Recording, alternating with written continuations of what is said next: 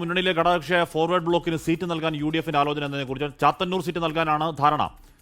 Forward ബ്ലോക്കിന്റെ നേതാവ് G Devarajan മത്സരിക്കും. ശ്രീത്ത്, കഴിഞ്ഞ തവണ ഫോർവേഡ് ബ്ലോക്കിന് ധർമ്മടത്ത് സീറ്റ് കൊടുക്കുകയും അതിൽ ദേവരാജനോട് മത്സരിക്കാൻ പറയുകയും ദേവരാജൻ മത്സരിക്കാതിരിക്കുകയും ദേവരാജന് നടപടി വേണമെന്ന് സംസ്ഥാന നേതൃത്വം കേന്ദ്ര നേതൃത്വം അറിയിക്കുകയും ഒക്കെ ചെയ്ത ഒരു നാടകീയതൊക്കെ ഉണ്ടായിരുന്നു. ശ്രീത്ത്, കഴിഞ്ഞ ഹാഷ്മി ശരിയാണ്. 2021 നിയമസഭാ തെരഞ്ഞെടുപ്പിൽ ധർമ്മടത്ത് ഫോർവേഡ് ബ്ലോക്കിന് സീറ്റ് കൊടുക്കുകയും, അതായത് കേരളത്തിൽ ആദ്യമായി ഒരു എൻട്രി എന്ന നിലയിലാണ് മുഖ്യമന്ത്രി പിണറായി വിജയൻ മത്സരിക്കുന്ന ധർമ്മടത്ത് ഫോർവേഡ് ബ്ലോക്കിന് സീറ്റ് കൊടുക്കാനുള്ളൊരു നിർദ്ദേശം വന്നത്.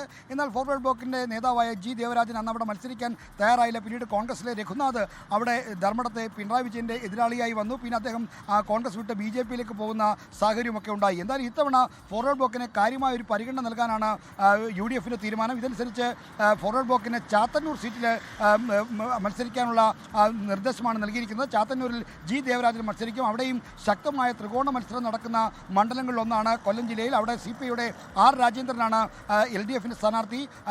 BJP-ക്കും ശക്തമായ ഒരു സ്റ്റേക്കുള്ള സ്ഥലമാണ് ചാത്തന്നൂർ. അവിടെയാണ് ഇത്തവണ ഫോർവേഡ് ബ്ലോക്കിന് സീറ്റ് നൽകിയിരിക്കുന്നത്. എന്നാൽ ഫോർവേഡ് ബ്ലോക്കിൻ്റെ നേതാവായ ജി ദേവരാജൻ ആവശ്യപ്പെട്ടത് കൊല്ലം നിയമസഭാ മണ്ഡലമാണ്. അവിടെ ബിന്ദു കൃഷ്ണയ്ക്ക് നീക്കി വച്ചിരിക്കുന്നത് അത് കൊടുക്കാൻ സാധിക്കില്ല എന്ന കാര്യം കോൺഗ്രസ് നേതൃത്വം അറിയിച്ചു. അങ്ങനെയാണ് ഫോർവേഡ് ബ്ലോക്ക് നേതാവായ ജി ദേവരാജൻ ചാത്തന്നൂരിലേക്ക് മാറുന്നത്.